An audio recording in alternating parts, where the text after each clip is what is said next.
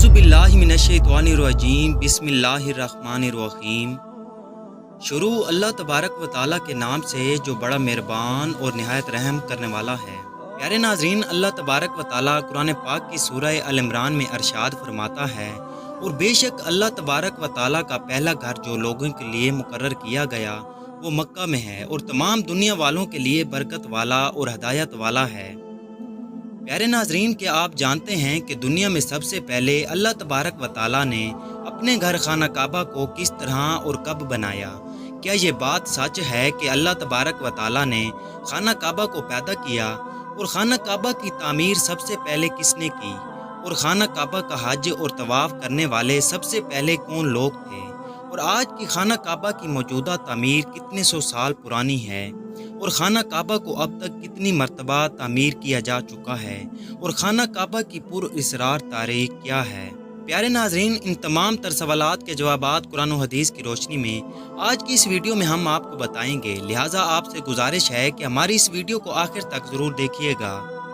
प्यारे नाज़रीन, खाना काबा का एक ऐसा मुक़द्दस मुकाम है जिसको देखने के लिए हर मुसलमान तड़पता है और जिसका तवाफ़ करने के लिए हर मुसलमान का दिल तरसता है। प्यारे नाज़रीन, खाना काबा की मौजूदा तामीर 404 साल पुरानी है। खाना काबा को अब तक 10 मरतबा तामीर किया जा चुका है, और खाना काबा की सबसे पहली तामीर हज़रत आदम अलैहिस्सलाम की तख्लीक से 2000 साल पहले हुई, और खाना काबा की सबसे पहले तामीर फरिश्तों ने की।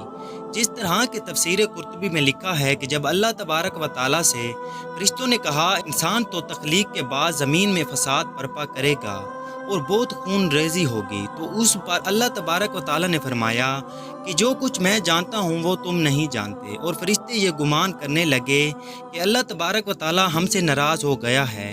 उस वक्त फरिश्तों ने अल्लाह तबारक व ताला को राज़ी करने के लिए अल्लाह तबारक व ताला के अर्श के नीचे तवाफ़ करने लगे और अल्लाह पाक की तस्बीह बयान करने लगे।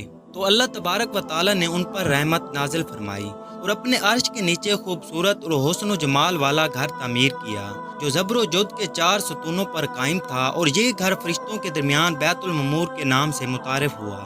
जिस तरह के अल्लाह तबारक व ताला सूरह तूर में बैतुल मामूर का जिक्र फरमाता है। प्यारे नाज़रीन, बैतुल मामूर फरिश्तों का काबा है, और ये 7वें आसमान में अर्श के सामने काबा शरीफ के बिल्कुल ऊपर है। फरिश्तों के दरमियान बैतुल मामूर की ऐसी ही हुर्मत है जैसे ज़मीन पर काबा मुअज़्ज़मा की हुर्मत है। ये आसमान वालों का किबला है, और हर रोज़ 70,000 फरिश्ते इसका तवाफ़ करते हैं और नमाज के लिए हाज़िरी देते हैं। जो फरिश्ता एक बार बैतुल मामूर में तवाफ़ कर लेता है, नमाज पढ़ लेता है, उसके बाद दोबारा उसको कभी मौका नहीं मिलता, बल्कि हर रोज़ नए 70,000 फरिश्ते बैतुल मामूर में हाज़िरी देते हैं, अल्लाह तबारक व ताला की इबादत करते हैं। बुखारी और मुस्लिम शरीफ की हदीस है कि हजूर पाक सल्लल्लाहु अलैहि वसल्लम को बैतुल मामूर दिखाया गया, जो सबसे पहले अल्लाह तबारक व ताला ने फरिश्तों के लिए बनाया, जिसको बैतुल मामूर कहा जाता है। उसके बाद अल्लाह तबारक व ताला ने फरिश्तों को हुक्म दिया कि ज़मीन पर भी इस बैतुल मामूर की मानद मेरा घर बनाओ, ताकि जिस तरह फरिश्ते बैतुल मामूर का तवाफ़ करते हैं, इसी तरह ज़मीन पर मेरे बंदे इस घर का तवाफ़ करें और मेरी इबादत करें। चुनांचे फरिश्तों ने अल्लाह तबारक व ताला के हुक्म की तामील करते हुए सबसे पहले ज़मीन पर बैतुल्लाह शरीफ की तामीर की, उसका तवाफ़ शुरू किया, और फरिश्तों ने ही सबसे पहले खाना काबा का हज किया। प्यारे नाज़रीन, खाना काबा की दूसरी तमीर उस वक्त हुई जब अल्लाह तबारक व ताला ने हज़रत आदम अलैहिस्सलाम को तख्लीक करने के बाद ज़मीन पर उतारा। इसी तरह जब हज़रत आदम अलैहिस्सलाम जन्नत से ज़मीन पर तशरीफ़ लाए, हज़रत आदम अलैहिस्सलाम ने अल्लाह तबारक व ताला की बारगाह में अर्ज़ की, या रब्बुल आलमीन, मैं यहाँ ना तो मलाइका की तस्बीह तकबीर सुन सकता हूँ और ना ही कोई इबादत गाह देखता हूँ, जैसा कि आसमान में बैतुल मामूर को देखा करता था, जिसके इर्द गिर्द फरिश्ते तवाफ़ किया करते थे। आदम अलैहिस्सलाम की ये फरियाद सुनकर अल्लाह तबारक व ताला ने हज़रत आदम अलैहिस्सलाम से फरमाया, जाओ जहाँ पर हम निशान बताएं वहाँ काबा बनाकर उसके इर्द गिर्द तवाफ़ भी करो और उसकी तरफ मुँह करके नमाज भी अदा करो। हज़रत जब्राईल अलैहिस्सलाम को अल्लाह तबारक व ताला ने हज़रत आदम अलैहिस्सलाम की रहबरी के लिए उनके साथ भेजा। हज़रत जब्राईल अलैहिस्सलाम अल्लाह तबारक व ताला के हुक्म के मुताबिक हज़रत आदम अलैहिस्सलाम के साथ चल पड़े और उन्हें उस मुकाम पर लाए जहाँ से ज़मीन बनी थी, यानी जिस जगह सबसे पहले ज़मीन की झाग पैदा हुई और फिर वहीं झाग फैल कर पूरी ज़मीन बनी। तो उसी मुकाम पर हज़रत जिब्रील अलैहिस्सलाम ने अपने पर को ज़मीन पर मारा, तो सातों ज़मीनों पर खाना काबा की बुनियाद डाल दी। جن بنیادوں کو فرشتوں نے 5 پہاڑوں کے پتھروں کی مدد سے بھرا اور ان کی بنیادوں پر چاروں طرف دیواریں کھڑی کر دیں۔ ان 5 پہاڑوں میں کوہ لبنان، کوہ طور، کوہ جودہ وغیرہ بھی شامل تھے۔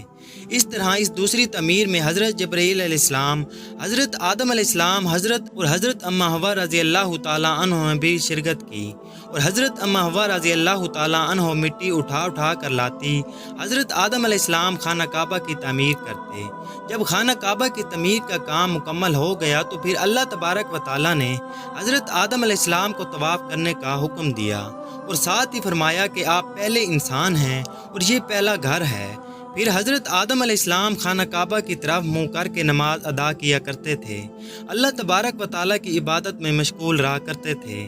پیارے ناظرین، خانہ کعبہ کی تیسری تعمیر آدم کے بعد وقت کے ساتھ ساتھ خانہ کعبہ کی دیواریں بھی کمزور ہونے لگی، تو حضرت آدم علیہ السلام کے بیٹے حضرت شیث علیہ السلام نے مٹی اور پتھر سے خانہ کعبہ کو دوسری مرتبہ تعمیر کیا، جبکہ بعض مفسرین کا یہ کہنا ہے کہ حضرت شیث علیہ السلام نے صرف خانہ کعبہ کی مرمت کا کام کیا کہ اس کی تعمیر نہیں کی گئی۔ پیارے ناظرین، اب بات کرتے ہیں کہ خانہ کعبہ کی چوتھی تعمیر کب ہوئی۔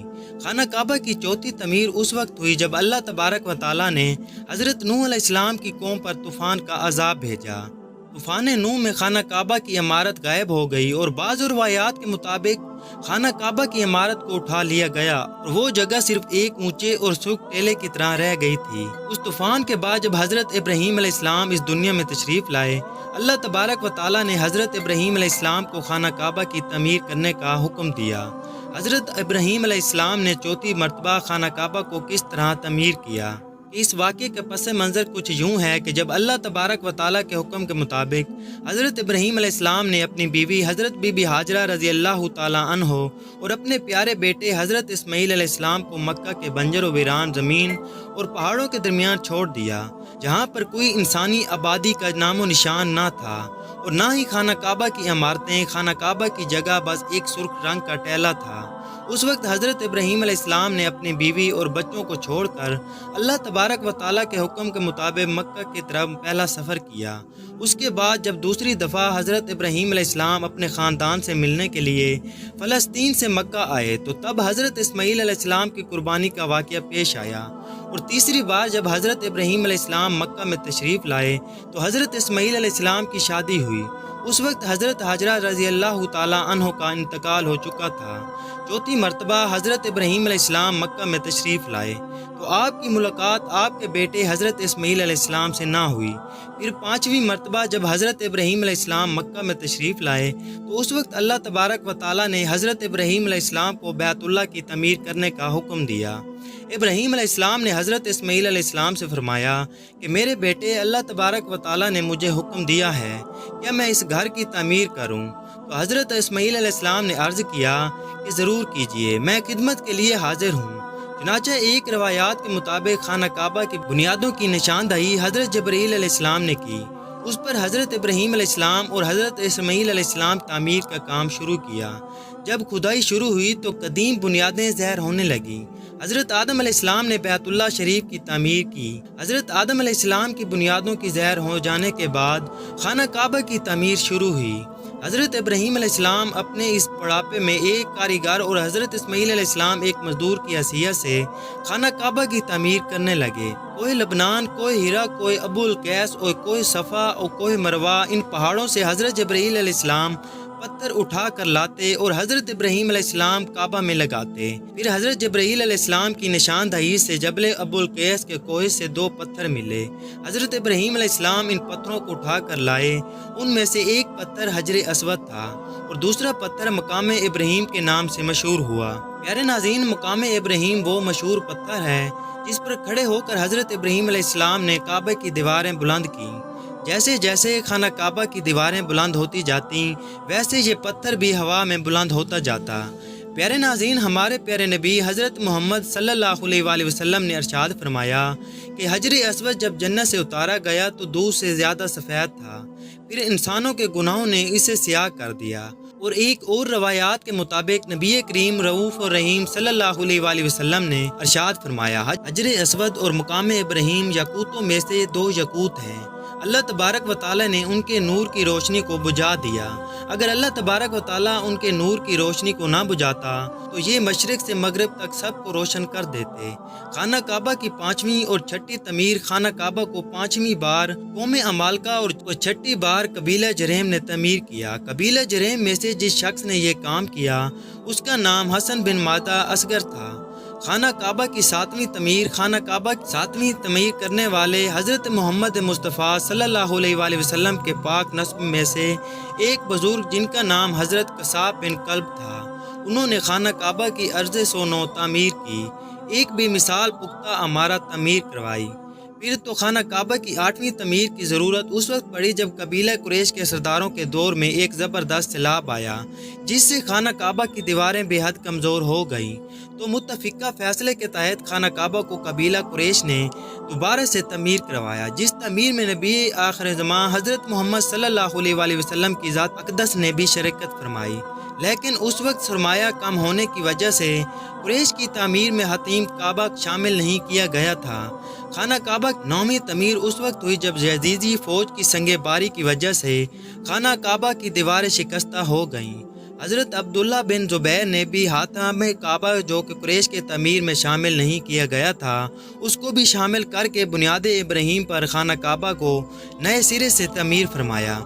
خانہ کعبہ کی 10ویں تعمیر عبد المالک بن مروان کے نائب حجاج بن یوسف جو کہ ایک ظالم حکمران تھا، اس نے 74 ہجری میں پھر سے خانہ کعبہ کو قریش والی تعمیر کے مطابق بنوایا۔ اس کے دور کے بعد جب خلیفہ ہارون مسنت پر بیٹھا تو اس نے خانہ کعبہ کو مرمت کرنے کا فیصلہ کیا اور حضرت عبداللہ بن زبیر کی تعمیر کے مطابق خانہ کعبہ کو تعمیر کرنا چاہا، لیکن امام ابو یوسف نے یہ کہہ کر اسے روک دیا کہ اگر یہی طریقہ کار رہا تو پھر ہر آنے والا حکمران اپنی شہرت کے لیے خانہ کعبہ کو گرا کر نئی تعمیر کروایا کرے گا اور اسی طرح لوگوں کے دلوں میں اس گھر کی عظمت کم ہوتی جائے گی۔ پھر 1040 میں سلطنت عثمانیہ کے سلطان مراد بن حامد خان شاہ قسطنطنیہ نے حجر اسود والے رکن کے علاوہ ساری عمارت کی بنیاد کو بنیاد حجاج کے مطابق تعمیر کروایا۔ اس تعمیر کا کام 6 ماہ کے اندر مکمل ہوا۔ اس نے خانہ کعبہ کے اندر سنگ مرمر کا پتھر لگوایا اور نہایت خوبصورت چھت بنوائی اور باہر کی دیواریں سنگ کارا سے چونا میں چنی گئی اور نہایت ہی نفیس اور ریشمی سیاہ رنگ کا پردہ خانہ کعبہ پر ڈالا گیا جس پر کلمہ طیبہ تحریر تھا اور سنہری لفظوں میں سلطان کا نام بھی لکھا ہوا تھا۔ اسی طرح سلطنت عثمانیہ کی تعمیر کے بعد شاہ فہد بن عبد العزیز نے سن 1417 کو بیت اللہ شریف کی تجدید کا کام شروع کیا، لہٰذا اس طرح خانہ کعبہ کی موجودہ تعمیر کم و بیش 404 سال پرانی ہے، کیونکہ یہ عمارت 1040 میں بنی اور اب 1440 ہجری ہے۔